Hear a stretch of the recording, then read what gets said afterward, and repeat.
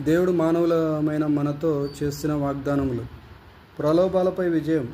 శోధన నుండి బయటపడుటకు దేవుడు ఒక మార్గాన్ని చూపిస్తారు. ఎదుర్కొనుటకు బలాన్ని అనుగ్రహిస్తానని దేవుడు వాగ్దానము చేస్తూ ఉన్నారు.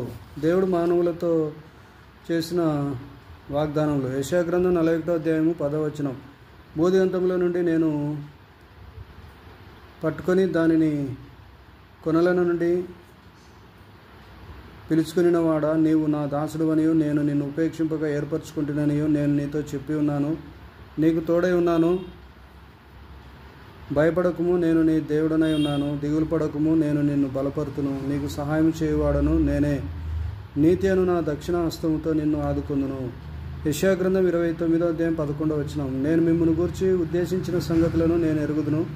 రాబో కాలమందు మీకు నిరీక్షణ కలిగినట్లుగా ఇవి సమాధానకరమైన ఉద్దేశములే గాని హానికరమైనవి కావు. ఇదే యెహోవా వాక్కు.